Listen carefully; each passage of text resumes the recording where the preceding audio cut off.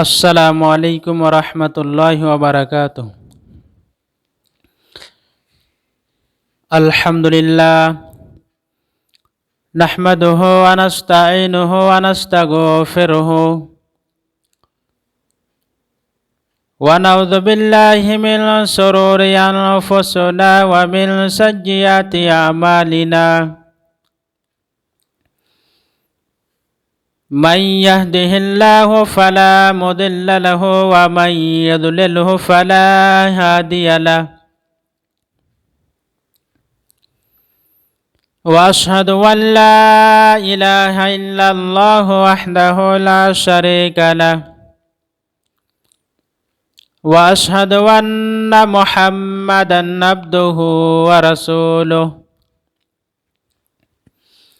يا أيها الذين آمنوا اتقوا الله حق تقاته ولا تموتن إلا وأنتم مسلمون يا أيها الناس اتقوا ربكم الذي خلقكم من نفس واحدة وخلق منها زوجها وبث منهما رجالا كثيرا ونساء واتقوا الله الذي تساءلون به والأرحام إن الله كان عليكم رقيبا يا أيها الذين آمنوا اتقوا الله وقولوا قولا سديدا يصلح لكم أعمالكم ويغفر لكم ذنوبكم ومن يطع الله ورسوله فقد فاز فوزا عظيما أما بعد فإن خير الحديث كتاب الله وخير الهدي هدي محمد صلى الله عليه وسلم وشر الأمور محدثاتها وكل محدثة بدعة وكل بدعة ضلالة وكل ضلالة في النار فأعوذ بالله السميع العليم من الشيطان الرجيم بسم الله الرحمن الرحيم كتاب أنزلناه إليك مبارك ليدبروا آياته وليتذكر أولو الألباب۔ محترم حاضرین مجلس،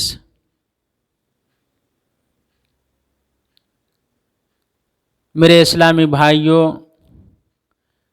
نوجوان ساتھیوں اور عزیز بچوں، اللہ تبارک و تعالیٰ کے احسان و کرم ہے کہ آج کے اس قطب شاہی مسجد میں اللہ تبارک و تعالیٰ اپنے فضل و کرم سے ہم تمام کو قرآن و حدیث کی روشنی میں کچھ بات کہنے اور سننے کی موقع عنایت فرمایا۔ اللہ تبارک و تعالیٰ سے دعا ہے کہ بار الہ مجھے صحیح کہنے اور ہم سب کو اس پر عمل کرنے کی توفیق عطا فرمائے، آمین۔ میرے بھائیوں، میں آپ کے سامنے قرآن کریم سورہ صاد کی ایک آیت آپ کے سامنے خطبہ مسنونہ کے بعد تلاوت کی ہیں۔ اس آیت کے اندر اللہ تبارک و تعالی قرآن کریم کے متعلق کچھ باتیں عرض کیے ہیں کہ قرآن ایک ایسی کتاب ہے، قرآن اللہ تبارک و تعالی کی طرف سے نازل شدہ آخری کتاب ہے، اور یہ بابرکت اور عظیم الشان کتاب ہے کہ اس کتاب کے مثل دنیا جہان میں کوئی کتاب نہیں ہے۔ ساری کتابوں کو ایک طرف رکھ دیجئے اور صرف قرآن کریم کو ایک طرف رکھ دیجئے تو دنیا کی ساری کتابیں اس قرآن کا مقابلہ نہیں کر سکتا ہے۔ آئیے میں جو آیت کریمہ تلاوت کی ہیں اس کو پہلے دیکھتے ہیں۔ اللہ تبارک و تعالیٰ قرآن کریم کے اندر ارشاد فرمایا، کتاب انزلناہ الیک مبارک لیدبروا آیاتہ ولیتذکر اولو الالباب۔ اللہ تبارک و تعالیٰ ارشاد فرمایا کہ یہ وہ عظیم الشان بابرکت کتاب ہے، اے نبی صلی اللہ علیہ وسلم، جسے ہم نے آپ کی طرف اتارا ہے، آپ کے اوپر نازل کی ہے، تاکہ لوگ اس کی آیت میں تدبر کرے، تفکر کرے، غور و فکر کرے، اور عقل والے کے لیے نصیحت ہے۔ وَلِيَتَذَكَّرَ أُولُو الْأَلْبَابِ، عقل مندوں کے لیے نصیحت ہے، عقل والے سے نصیحت پکڑے۔ میرے بھائیو، آج اس قرآن کریم کے بے حرمتی کرنے والے دنیا جہان میں آپ کو بہت سارے ایسے لوگ مل جائیں گے جو اس قرآن کریم کی بے حرمتی کر رہے ہیں، اس قرآن کریم کا مذاق اڑا رہے ہیں۔ اس قرآن کریم کے بے حرمتی کرنے والے، اس قرآن کا مذاق اڑانے والے ہر زمانے میں، ہر دور میں رہا ہے، اور آج کے موجودہ دور میں بھی آپ کو ایسے بہت سارے لوگ ہندوستان کے اندر مل جائیں گے، ملک بھارت کے اندر مل جائیں گے، جو اس قرآن کا مذاق اڑا رہے ہیں، اس قرآن کی بے حرمتی کر رہے ہیں۔ میرے بھائیوں، انگریزی دہشت گردوں نے، یہود و نصارہ نے، ان کافروں نے قرآن کریم کی اس طرح بے حرمتی کی تھی، اس طرح بے حرمتی کیا تھا کہ اللہ تبارک و تعالیٰ کی طرف سے آخر نازل کردہ کتاب قرآن کریم کی اس طرح بے حرمتی کی تھی، اس طرح بے حرمتی کیا تھا۔ ان کافروں نے، ان یہود و نصارہ نے اس قرآن کی اس طرح بے حرمتی کیا تھا کہ جسے بیان کرنے میں جھجک محسوس ہوتی ہے، جسے بیان کرنے میں رونگٹے کھڑے ہو جاتی ہیں، جسے بیان کرنے میں کلیجہ منہ کو آتا ہے، جسے بیان کرنے میں بدن کپ کپانا شروع ہو جاتا ہے، جسے بیان کرنے میں کلیجہ منہ کو آتا ہے، جسے بیان کرنے میں زبانیں رینگنے لگتی ہیں۔ میرے بھائیوں، ان یہود و نصارہ نے، ان انگریزی دہشت گردوں نے اس قرآن کریم کی اس طریقے سے بے حرمتی کیا تھا اور ایسا انداز اختیار کیا تھا کہ جتنا ہی مذمت کیا جائے اتنا ہی کم ہے۔ لیکن میرے پیارے ساتھیوں، یہ ایک بات یاد رکھیے، اللہ تبارک و تعالیٰ کا قانون مہلت ہے۔ اللہ تبارک و تعالیٰ جب کسی کے بارے میں یہ فیصلہ کر لیتا ہے، کسی کے بارے میں یہ فیصلہ لے لے، مہلت دینے کا فیصلہ کر لے، تو اس کی بڑی بڑی جرم پر بھی وہ گرفتار نہیں کرتا۔ لیکن جب اللہ تبارک و تعالیٰ کی طرف سے مہلت ختم ہو جاتی ہے تو اللہ تبارک و تعالیٰ کی پکڑ سے وہ بچ نہیں سکتا، وہ نکل نہیں سکتا۔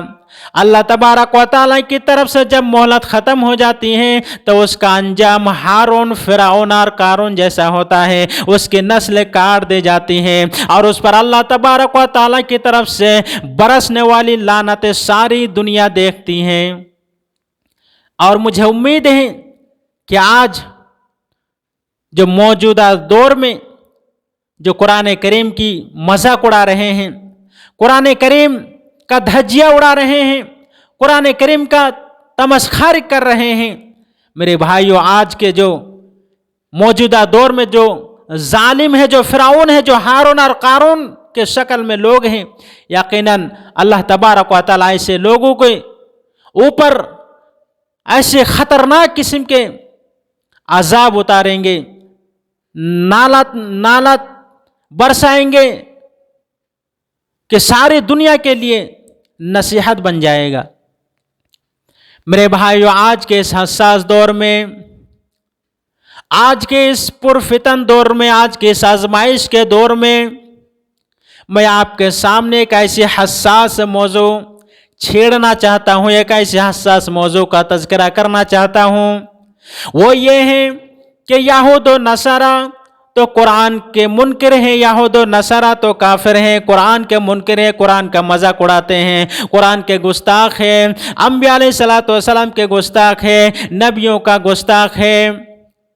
قرآن کا مذاق اڑاتا ہے، اور ان کا تو کام ہی یہی ہے کہ قرآن کا مذاق اڑائے، اس کی بے حرمتی کرے، اس کا توہین کرے۔ میرے بھائیوں، لیکن ہم وہ مسلمان ہیں جو قرآن کے اوپر ایمان رکھتے ہیں، قرآن کو اللہ تبارک و تعالیٰ کا آخری کتاب نہ مانتے ہیں،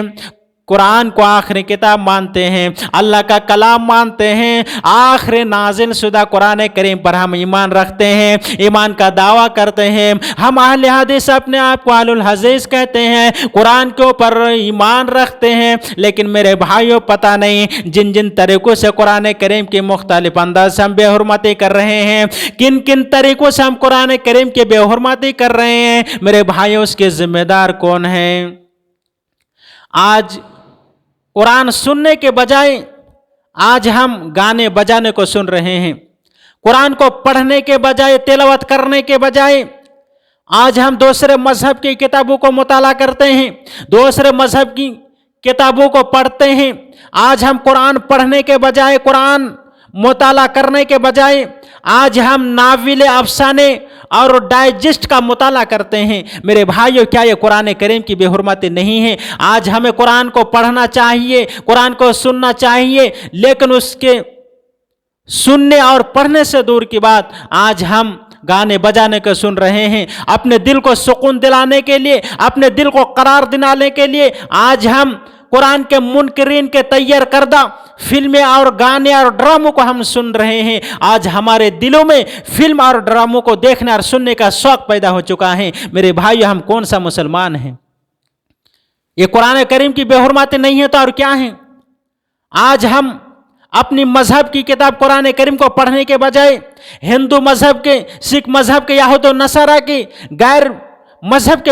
کتابوں کی مطالعہ کر رہے ہیں۔ میرے بھائیو، آج ہمارے پاس ٹائم نہیں ہے اپنی مذہب قرآن کریم کے مطالعہ کرنے کا، جو قرآن تمام کتابوں پر افضل ہے۔ میرے بھائیو، قرآن کریم کے اندر تو اللہ تبارک و تعالیٰ مومنین کا صفات کو بیان کرتے ہوئے فرمایا کہ ایک مسلمان تو وہ ہوتا ہے جو قرآن کو پڑھنے سے ان کے دل میں سکون پہنچتا ہے، قرآن کو پڑھنے سے اس کے دلوں میں تسلی حاصل ہوتی ہے، اللہ کا ذکر سے ان کا دل ڈر جاتا ہے، کانپ جاتا ہے۔ قرآن کے ذریعے اپنے دلوں کو اطمینان دلاتے ہیں۔ اللہ تبارک و تعالیٰ قرآن کریم کے اندر ارشاد فرمایا، الذین آمنوا وتطمئن قلوبکم بذکر اللہ، الا بذکر اللہ تطمئن القلوب۔ وہ لوگ جو ایمان لے آئے ہیں ان کے دل قرآن کریم کے ذکر سے سکون حاصل ہوتا ہے، ان کے دل اللہ کا ذکر سے سکون حاصل کرتے ہیں، ان کے دل اللہ کا ذکر سے ہی قرآن و سنت سے اطمینان حاصل کرتے ہیں۔ الا بذکر اللہ تطمئن القلوب۔ لوگوں خبردار، لوگوں سنو، خبردار، اللہ کا ذکر سے دلوں کو سکون ملتا ہے، اللہ کے ذکر سے دلوں کو تسلی حاصل ہوتی ہے۔ میرے بھائیو، اللہ تبارک و تعالیٰ سورہ انفال کے اندر آیت نمبر 2 کے اندر ارشاد فرمایا، مومنین کی صفات کو بیان کرتے ہوئے فرمایا، انما المؤمنون الذین اذا ذکر اللہ وجلت قلوبهم واذا تلیت علیہم آیاتہ زادتہم ایمانا وعلی ربہم یتوکلون۔ اللہ رب العالمین ارشاد فرمایا کہ مومن تو صرف وہ لوگ ہیں، ایمان والے تو صرف وہ لوگ ہیں، مسلمان تو صرف وہ لوگ ہیں، مومن تو صرف وہ لوگ ہیں جب اللہ کا ذکر کیا جاتا ہے تو ان کے دل دہل جاتے ہیں، ان کے دل پگھل جاتے ہیں، ان کے دل ہل جاتے ہیں، ان کے دل ڈر جاتے ہیں۔ وَإِذَا تُلِيَتْ عَلَيْهِمْ آيَاتُهُ زَادَتْهُمْ إِيمَانًا۔ جب اس کی آیت اس کے سامنے تلاوت کی جاتی ہے، جب قرآن کی آیت ان کے سامنے پڑھی جاتی ہے تو ان کے دلوں میں جو ایمان ہے، ان کے دلوں میں جو ایمان ہے وہ ایمان بڑھ جاتا ہے۔ قرآن کریم کو سننے سے، اس کی آیتوں کو سننے سے، پڑھنے سے اس کے ایمان میں بڑھوتری ہو جاتی ہے۔ وَعَلَىٰ رَبِّهِمْ يَتَوَكَّلُونَ۔ اور وہ لوگ اپنے پروردگار کے اوپر ہی بھروسہ کرتے ہیں، اپنے رب پر ہی توکل کرتے ہیں۔ میرے بھائیوں، آج ہم قرآن کریم کی درس سے، قرآن کی ترجمے سے، قرآن کی تفسیر سے اور قرآن کے درس سے، قرآن کی واعظ و نصیحت سے ہم یہ راز کر رہے ہیں، اور یہود و نصارہ کی، کافروں کی تیار کردہ فلمیں اور ڈرامے اور عروانی اور فحاشت میں ہم پھنس کر دو چار ہو رہے ہیں۔ میرے بھائیوں، یہ قرآن کریم کی بے حرمتی نہیں ہے تو اور کیا ہے؟ آج مسلمانوں کے گھروں سے جس وقت قرآن کریم کی آواز آنا چاہیے تھی اس وقت گانے بجانے کی آواز آ رہی ہے۔ خدا کی قسم، مسلمانوں کے گھروں میں رات کے آخری پہر میں، رات کے آخری حصے میں قرآن کریم کی آواز آنی چاہیے تھی، قرآن کی تلاوت کا آواز آنا چاہیے تھا، لیکن اس وقت مسلمانوں کے گھروں سے گانے بجانے کی آوازیں آ رہی ہیں۔ میرے بھائی، قرآن کی بے حرمتی نہیں ہے تو اور کیا ہے؟ کیا ہم قرآن کو مذاق بنا کر رکھ دیا ہے؟ میرے بھائیوں، آج ہماری زندگی کا معمول یہ ہے کہ اخبار پڑھنے میں کبھی بھی ناگا نہ ہو، کسی دن اخبار پڑھنے بغیر دن نہ گزرا ہو، لیکن پوری مہینے میں قرآن کریم کو ایک دفعہ کھل کر پڑھنا اور غور و فکر کرنے کے لیے ہمارے پاس ٹائم نہیں ہے، فرصت نہیں ہے۔ میرے بھائی، یہ قرآن کریم کی بے حرمتی نہیں ہے تو اور کیا ہے؟ آج ہم اخبار سے بھی زیادہ قرآن کریم کے مقام کو گرا ڈالے ہیں۔ آج ہم قرآن کریم کے پس پوست ڈال دیا ہے۔ اخبار اور جریدے سے بھی ہم قرآن کو کم حیثیت دے رکھے ہیں۔ میرے بھائیو، ذرا غور کرنے کی بات ہے کہ وہ لوگ جنہوں نے قرآن کریم کو مقام کو پہچانا، وہ لوگ جنہوں نے قرآن کریم کے مقام کو، مرتبہ کو پہچانا، صحابہ اور تابعین ہونے کا شرف حاصل کیا، میرے بھائیو، وہ لوگ تو قرآن کریم سے بے حرمتی کرنے والے کے خلاف اس طرح خلاف تھے، اس طرح قائل تھے کہ اس کا سننا قرآن ہوتا تھا، اس کا پڑھنا قرآن ہوتا تھا، اس کی ساری زندگی کے طرز عمل قرآن کریم کے مطابق ہوتا تھا، قرآن و سنت کے مطابق وہ زندگی گزارتا تھا، قرآن کریم کے مقام و مرتبہ کو صحیح معنوں میں پہچانا تھا۔ وہ لوگ جنہوں نے قرآن کریم کو پہچانا، جنہوں نے قرآن کریم کے مقام و مرتبہ کو جانا اور پہچانا، میرے بھائی، ان کے گھروں سے قرآن کریم کی آوازیں آتی ہیں، ان کے گھروں میں قیام اللیل میں پوری رات قرآن کریم کی آوازیں گونجتی ہیں، ان کے گھروں میں قرآن کریم کی آوازیں آ رہی ہیں، میرے بھائیوں۔ اور پہلے زمانے میں صحابہ اکرام کے گھروں سے پورے رات قرآن کریم کی آوازیں گونجتے تھے، قیام اللیل میں قرآن کریم کی آواز گونجتے تھے، اور کافر لوگ بھی سننے پر مجبور ہو جاتے تھے، قرآن کریم کو سننے پر مجبور ہو جاتے تھے اور اس پر ایمان لانے پر مجبور ہو جاتے تھے۔ میرے بھائیوں، حقیقت میں ان لوگوں نے قرآن کریم کے مقام کو پہچانا،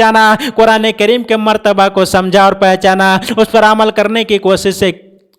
کی۔ میرے پیارے ساتھیوں، حدیث کی کتابیں بھری پڑی ہیں کہ امام کائنات جناب محمد رسول اللہ صلی اللہ علیہ وسلم راتوں میں مدینے کی گلیوں میں نکل جاتے تھے، کئی مرتبہ نکل جاتے تھے۔ آپ صلی اللہ علیہ وسلم مدینے کے گلیوں میں نکل جاتے تھے، اس لیے نکلتے تھے تاکہ میں صحابہ کا قرآن سنوں۔ میرے بھائیوں، بخاری کی حدیث ہے،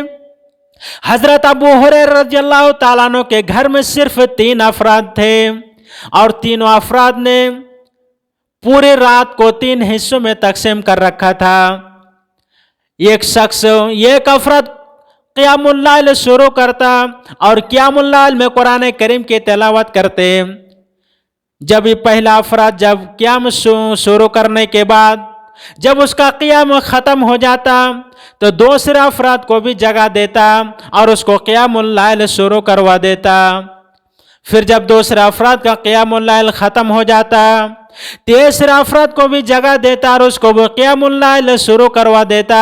میرے بھائیو، اسی طرح حضرت ابو ہریرہ رضی اللہ تعالیٰ عنہ کے گھر میں پوری رات قرآن کریم کی تلاوت گونجتی تھی۔ حقیقت میں انہوں نے، ان لوگوں نے قرآن کریم کے مقام کو پہچانا، قرآن و حدیث کے مقام کو پہچانا اور اس کے اوپر عمل کرنے کی کوششیں کی، اسی لیے اللہ تبارک و تعالیٰ کی زمین ان کے اوپر وسیع ہوتی چلی گئی اور ان کے اوپر خیر و برکت نازل ہوتے گئے۔ میرے بھائیوں، لیکن ہم وہ مسلمان ہیں جو اپنے آپ کو قرآن و حدیث کے اوپر عمل کرنے والے کہتے ہیں، اپنے آپ کو قرآن کا متولی کہتے ہیں، اپنے آپ کو اہل الحدیث کہتے ہیں، اپنے آپ کو قرآن کریم کے اوپر زندگی گزارنے والے کہتے ہیں، قرآن کریم کے اوپر عمل کرنے والے کہتے ہیں، لیکن ہم قرآن کریم کی حقیقت سے دیکھا جائے تو ان کے اعمال سے ہم بے خبر ہیں، ان پر عمل کرنے سے بے خبر ہیں۔ میرے بھائیوں، اور وہ لوگ جنہوں نے اسلامی معاشرے میں گندگی کو پھیلانا چاہتے ہیں، بے حیائی شرم و حیا کو پھیلانا چاہتے ہیں۔ اللہ تبارک و تعالی شرم و حیا کو قرآن کریم کے اندر اللہ تبارک و تعالی قرآن کریم کے اندر فرمایا کہ قرآن شرم و حیا کو مومنین کا زیور قرار دیا ہے۔ قرآن کریم شرم و حیا کو مومنوں کا زیور قرار دیا ہے، مسلمانوں کا زیور قرار دیا ہے۔ لیکن آج مسلمان میں سے بہت سارے ایسے لوگ ہیں، مسلمانوں میں سے بہت سارے ایسے لوگ ہیں جو مسلم معاشرے میں گندگی کو پھیلاتے ہیں، مسلمانوں کے درمیان بے حیائی اور عروانیت کو پھیلاتے ہیں۔ میرے بھائیوں، مومن کی شان نہیں ہے، مومن کی صفت یہ نہیں ہے، مومن کی صفت تو یہ ہے کہ شرم و حیا ان کے اندر کوٹ کوٹ کر پایا جائے، کوٹ کوٹ کر بھری ہوئی ہو۔ لیکن آج بہت سارے مسلمان نوجوان ہیں، میں نوجوان کی بات کر رہا ہوں میرے بھائیوں، بہت سارے ہمارے نوجوان بھائی ہیں جو آج مسلمانوں کے درمیان گندگی کو پھیلا رہے ہیں، مسلمانوں کے درمیان فحش و عروانیت کو پھیلا رہی ہیں۔ اسی لیے اللہ تبارک و تعالی سورہ نور کے اندر ارشاد فرمایا، ان الذین یحبون ان تشیع الفاحشۃ فی الذین آمنوا لهم عذاب علیم فی الدنیا والآخرہ واللہ یعلم وانتم تعلمون۔ یقیناً وہ لوگ جو یہ چاہتے ہیں کہ مسلمانوں کے درمیان گندگی کو پھیلا دیا جائے، ایمان والوں کے درمیان برائیوں کا چرچا ہو جائے، مسلم معاشرے کے درمیان برائیوں کا چرچا ہو جائے، برائیوں کو اور گندگیوں کو پھیلا دیا جائے، ان کے لیے دردناک عذاب ہے فی الدنیا والآخرہ، دنیا اور آخرت کے دن اللہ تبارک و تعالیٰ کی طرف سے ان کے لیے دردناک عذاب ہے۔ واللہ یعلم وانتم تعلمون وانتم لا تعلمون۔ آئے لوگو، اللہ تبارک و تعالیٰ جانتا ہے اور تم نہیں جانتے۔ میرے بھائیوں، آج بہت سارے لوگ ایسے ہیں جو گندگی کو مسلم معاشرے میں پھیلانا چاہتے ہیں۔ ان لوگوں کو یہ سوچنا چاہیے کہ یہ وہ قرآن کہہ رہا ہے، کہ قرآن یہ گواہی دے رہا ہے کہ مومن کا زیور شرم و حیا مومن کا زیور ہے۔ میرے بھائیو، شرم و حیا ایمان کا بہت بڑا رکن ہے، لہٰذا ہمیں قرآن کی بے حرمتی سے بچنا چاہیے اور ہمیں یہ دعا کرنا چاہیے کہ اے اللہ ہمیں قرآن کریم سے سچی محبت عطا فرما، اے اللہ ہمارے دلوں میں قرآن کریم کی محبت ڈال دے، اے اللہ ہماری دلوں کو اور ہر طرح سے برائیوں جو ہمارے دلوں میں پائی جاتے ہیں ان برائیوں کو ختم کر دے۔ اے اللہ ہمیں قرآن کریم سے سچی محبت کرنے کی توفیق عطا فرما۔ اے اللہ ہم تمام کو ہر طرح کی قرآن کی بے حرمتی کرنے سے بچا۔ میرے بھائیوں، اللہ تبارک و تعالیٰ نے تو ہمیں قرآن سے تعلقات کو جوڑنے کا حکم دیا ہے، لیکن آج ہم قرآن سے تعلقات کو توڑے رکھے ہیں۔ ہمارے اخلاق و کردار اور زندگی کے طرز عمل بالکل قرآن کریم کے خلاف ہیں۔ اللہ تبارک و تعالیٰ نے تو ہمیں قرآن کریم کے مطابق زندگی گزارنے کی تو حکم دیا ہے، لیکن آج ہم بالکل اس کے برعکس ہیں۔ میرے پیارے ساتھیوں، غور کرنے کی بات ہے کہ اللہ تبارک و تعالیٰ نے تو ہمیں وہ کتاب دیا ہے، اللہ تبارک و تعالیٰ تو ہم پر وہ انعامات فرمایا تھا کہ دنیا کے سارے مذہب کی کتابوں سے افضل کتاب قرآن کریم ہمیں عطا فرمائی ہے، لیکن آج ہم قرآن کو پڑھنے کے بجائے، قرآن کو سننے کے بجائے قرآن سے اعراض کر رہے ہیں، قرآن سے نفرت کر رہے ہیں۔ میرے بھائیوں، اللہ تبارک و تعالیٰ نے تو ہمیں دنیا کی ساری کتابوں سے سب سے افضل کتاب قرآن کریم عطا فرمائی ہے، اور اللہ تبارک و تعالیٰ اس قرآن کریم کی ذمہ داری، حفاظت کی ذمہ داری بھی اپنے اوپر لے لیا ہے۔ لیکن ہم نے کیا کیا ہے؟ ہم نے اس قرآن کو سنہرے غلاف میں لپیٹ کر ہم گھروں کے اونچے جگہوں پر سجا کر رکھ دیا ہے۔ نہ ہم قرآن کو کبھی کھولا، نہ پڑھا، نہ سمجھا، اور نہ سمجھنے کی کوشش کی، اور نہ اس کے اوپر عمل کرنے کی کوشش کی، اور نہ اس کے اوپر زندگی گزارنے کی کوشش کی۔ میرے بھائیوں، یہی وہ قرآن ہے جس کے بارے میں اللہ تبارک و تعالیٰ قرآن کریم کے اندر اعلان کرتے ہوئے فرمایا انا نحن نزلنا الذکر وانا لہ لحافظون، ہم ہی نے قرآن کو آسمان دھرتی پر نازل کیا، ہم ہی نے اس قرآن کو نازل کیا اور ہم ہی اس کی حفاظت کے ذمہ دار ہیں، ہم ہی اس کی رکشا کرنے والے ہیں، ہم ہی نے اس قرآن کو نازل کیا اور ہم ہی اس کی حفاظت کی ذمہ داری لے لیا ہے میرے بھائیوں۔ لیکن ہم اس قرآن کو اپنے گھروں میں سجا کر رکھ دیا ہے۔ ہاں، کبھی کبھار قسم کھانے کے لیے ہم اس قرآن کو اٹھا کر سر پہ رکھ لیا ہے، ورنہ اس کتاب کو ہم فرصت سے کبھی پڑھنے کے لیے اس قرآن کو نہیں کھولا ہے۔ میرے بھائیو، آج ہم قرآن کریم کے حقوق کو جانا ہی نہیں، قرآن کریم کے مقام و مرتبہ کو پہچانا ہی نہیں۔ اگر ہم پہچانتے تو اس قرآن کو سمجھنے اور پڑھنے کی کوشش کرتے، اس پر عمل کرنے کی کوشش کرتے۔ آئیے میں آپ کے سامنے حقوق القرآن کا خاکہ آپ کے سامنے رکھتا ہوں۔ قرآن کریم کے بنیادی طور پر 5 حقوق ہم پر ہیں، قرآن کریم کی 5 حقوق ہم پر ہیں جو سب سے بڑے بڑے حق ہیں۔ آئیے میں آپ کے سامنے بیان کرتا ہوں۔ سب سے پہلا حق، اس کتاب پر ایمان رکھنا، اس قرآن پر ایمان رکھنا کہ اللہ تبارک و تعالیٰ کی کتاب ہے، یہ کلام اللہ تبارک و تعالیٰ کا کلام ہے، اور یہ قرآن جس طرح آسمان سے اتارا گیا اسی طرح آج تک موجود ہے اور قیامت کے دن تک موجود رہیں گے، قیامت کے دن تک موجود رہے گا۔ اللہ تبارک و تعالیٰ سورہ بقرہ کے اندر ارشاد فرمایا، ذَلِكَ الْكِتَابُ لَا رَيْبَ فِيهِ هُدًى لِّلْمُتَّقِينَ، یہ وہ کتاب ہے جس کا اندر ذرہ برابر شک و شبہ نہیں ہے، جس کا اندر ذرہ برابر شک کی گنجائش نہیں ہے۔ ذَلِكَ الْكِتَابُ لَا رَيْبَ فِيهِ هُدًى لِّلْمُتَّقِينَ، اور متقیوں کے لیے ہدایت ہے۔ یہ پہلا حق ہے۔ دوسرا حق، اس کتاب کو پڑھنا اور سننا، یہ ہمارا ذمہ سب سے آسان حق ہے۔ دوسرا حق کہ اس قرآن کو پڑھنا اور سننا، اگر ہم 5 وقت کی نماز میں، نماز سے پہلے یا بعد میں اگر 3-4 رکوع کر کے اگر ہم ہر نماز سے پہلے یا بعد میں پڑھے، ہر نماز کے وقت کم سے کم 3-4 رکوع کر کے اگر ہم پڑھ لے تو روزانہ ایک پارہ ختم کیا جا سکتا ہے۔ اگر ایک پارہ روزانہ ختم کیا جائے تو مہینے میں ایک قرآن پڑھا جا سکتا ہے، اور یہ سب سے آسان حق ہے ہم پر کہ قرآن کو پڑھنا اور سننا۔ لیکن آج ہمارے معاشرے سے، آج ہمارے اندر سے یہ حقوق بھی مسقوق ہوتے جا رہا ہے، یہ حق بھی ختم ہوتے جا رہا ہے، مفقود ہوتے جا رہا ہے۔ اس قرآن کریم کا تیسرا حق ہم پر ہے کہ اس قرآن کے معنی اور مفہوم کو سمجھنا، غور و فکر کرنا، تدبر کرنا۔ اللہ تبارک و تعالیٰ قرآن کریم کے اندر ارشاد فرمایا، کتاب انزلناہ الیک، اللہ تبارک و تعالیٰ قرآن کریم کے اندر ارشاد فرمایا، افلا یتدبرون القرآن ام علی قلوب اقفالها، افلا یتدبرون القرآن ام علی قلوب اقفالها، کیا یہ قرآن کریم کے اوپر تدبر نہیں کرتے، قرآن کریم کی آیاتوں پر تدبر نہیں کرتے، تفکر نہیں کرتے، غور و فکر نہیں کرتے، یا ان کے دلوں میں تالے لگے ہیں؟ میرے بھائیوں، آج اگر ہمارے دلوں میں قرآن پڑھنے کا شوق نہیں ہے، قرآن کو سمجھنے کا جذبہ نہیں ہے، تو یقین جانیے کہ ہمارے دلوں میں تالے لگ چکے ہیں، اور دل کے تالے کو ختم کرنے کے لیے